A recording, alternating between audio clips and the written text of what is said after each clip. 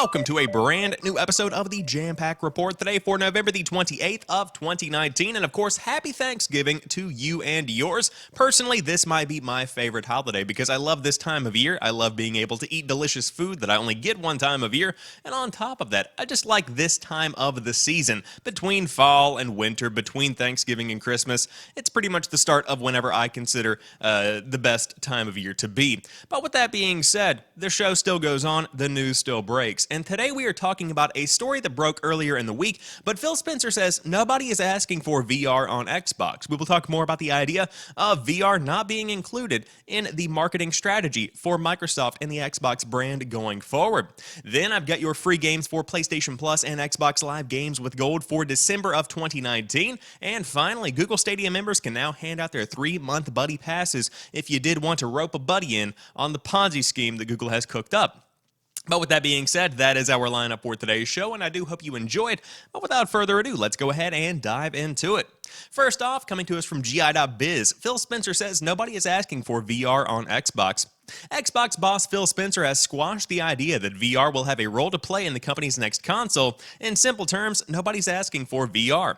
Speaking to Survivor at XO19 in London, Spencer was questioned on a statement he made in 2016, which he suggested that VR would arrive on the Xbox platform when the medium moved past demos and experiments.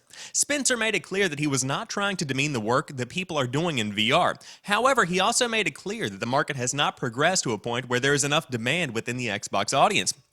Quote, I have some issues with VR, Spencer said.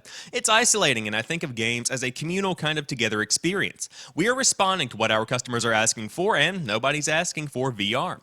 There are, Spencer continued, places to go get VR experiences, and Xbox players are very aware of the options in that respect. This means that hardware like Oculus Rift and Quest, HTC Vive and Valve Index on PC, and of course PlayStation VR from Microsoft's chief gaming rival Sony.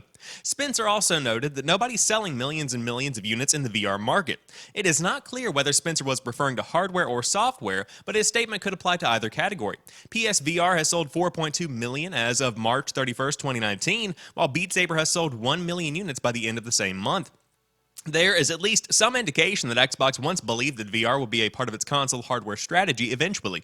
When the Xbox One X was unveiled at E3 2016 as Project Scorpio, the teaser video featured Bethesda's Todd Howard briefly talking about having a console that could play Fallout 4 in VR. It's around the 2-minute mark for those interested in the original video. However, that was in June 2016, just a few months before Spencer made his comment about demos and experiments. Evidently, VR gaming has not progressed in the way Microsoft has imagined. I think we might get there eventually, Spencer said to Survivor, but yeah, that's not where our focus is. Spencer's comments echo similar ideas expressed by Stray Bombay co-founder Chet Falasek, I believe I said that correctly, who was a figurehead for VR at Valve until 2017, at Reboot developer Red last month. According to Falasek, studios currently making games for VR are still too reliant on money from platform holders like Facebook. VR would be a really dark space right now if that wasn't happening, he said. It's just that those devs who have always been looking forward and asking, what happens if this stops tomorrow? What do we do? And I don't think there's a lot of good answers for that right now for them, end quote. So it looks like the future of VR, as painted in this article and by these quotes, is kind of bleak. And to be quite frank with you, I kind of agree with this. Now, make no mistake, there is value in the VR space. There is value in virtual reality experiences. As we talked about on yesterday's episode of the show, Beat Saber is an incredible experience for those that are wanting to get into the world of VR. But outside of those core experiences, is there really anything that is drawing people to the space? Is there really anything that is a killer VR experience that is a must-have for gamers? And right now, quite frankly, I really don't think that there is. That's not to say that more won't come. That's not to say that what is out right now is not impressive. But I'm just saying that there is no reason for Xbox to be diving into the VR space whenever PSVR is barely, if holding its own at all. And so with that all being taken into consideration, very wise move here from Xbox, very wise move from Phil Spencer and the guys at Microsoft, because quite frankly, they're doing a lot of things right over there at the company right now. They are investing in Game Pass and subscription services.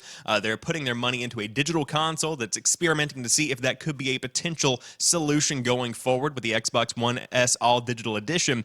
And on top of that, I do believe that, quite frankly, they're going to be making some big moves when it comes to the kind of game you will see on Xbox, or the kinds of games you will see on Xbox, because these big exclusives that are in the, percolator right now, that's when you are going to be seeing next gen really come out of the gate swinging, and I think that is exactly what we are going to see. But VR will not be a part of that gate opening ceremony without a doubt.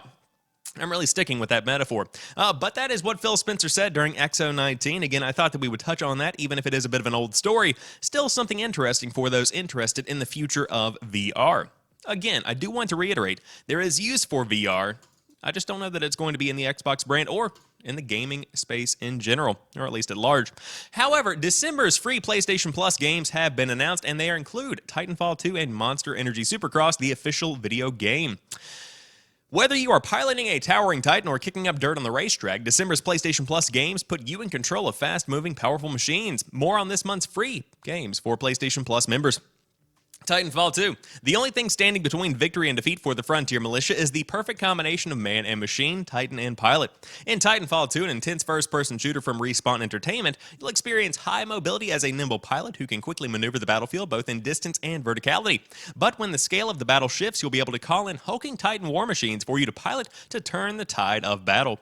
Featuring a critically acclaimed single-player campaign, players will take on the mantle of rifleman-turned-pilot Jack Cooper, who finds themselves trapped behind enemy lines with BT-7274, his new Titan partner. To escape the IMC and save the day, they will have to learn to work together and become an effective fighting unit. The skills you earn in single player can also carry over to Titanfall 2's explosive multiplayer modes, where mayhem rules supreme for anyone looking to take the fight online. Then, Monster Energy Supercross, the official video game, or as Man vs. Game put it on Twitter, the original working title for Death Stranding. I like it. Monster Energy Supercross, the official video game, contains official bikes, tracks, and riders of the Supercross Championship. You are also able to customize bikes and riders with numerous brands and items to design your ideal rider and face players around the world. The track editor lets you make and share your own custom creations with other players. Start with a stadium of choice, then craft away and share it with the community. Titanfall 2 and Monster Energy Supercross, the official video game, will be available from December 3rd to January the 6th. And of course, naturally, this means you only have a few days left to grab November's PlayStation Plus games, including Neo and Outlast 2, so get those before December the 3rd. Also worth mentioning, speaking of VR, for PSVR owners, December features a limited free trial / double XP week for Firewall 0 Hour, just for PlayStation Plus members, running the 3rd of December through the 9th of December. And of course, players can squad up and dive straight into battle, testing out the latest maps, weapons, and equipment, complete missions, earn rewards, and level up with double XP.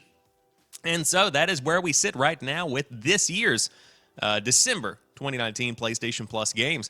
Of course, 2018 did not have December 2019 PlayStation Plus games, so, I'm really good with the dad jokes today. But yeah, if you did want to dive in, there are plenty of games worth mentioning here. Again, Titanfall 2, a phenomenal game. Many say it's better than Apex Legends. And of course, this pretty much laid the foundation for Apex Legends. So if you were ever playing thinking, man, I would love to have this kind of experience, this kind of gunplay, but instead of it being a battle royale, a traditional kind of multiplayer mode, then by all means, Titanfall 2 is a game you should check out. Additionally, the single-player campaign, phenomenal as well. When it comes to the Monster Energy Supercross official video game, by all means, if you are a fan of MX versus ATV, that kind of thing, I have heard good things. The physics have actually improved a good bit, and I must admit, whenever this game came out, I remember covering it on an episode of The Drop, and I was actually impressed with how good it looked.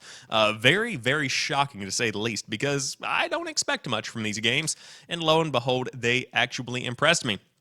So by all means, if you did want to dive into either of those two, those are your freebies for December of 2019 on PlayStation Plus. But now, let's talk about Xbox Live games with gold for December of 2019.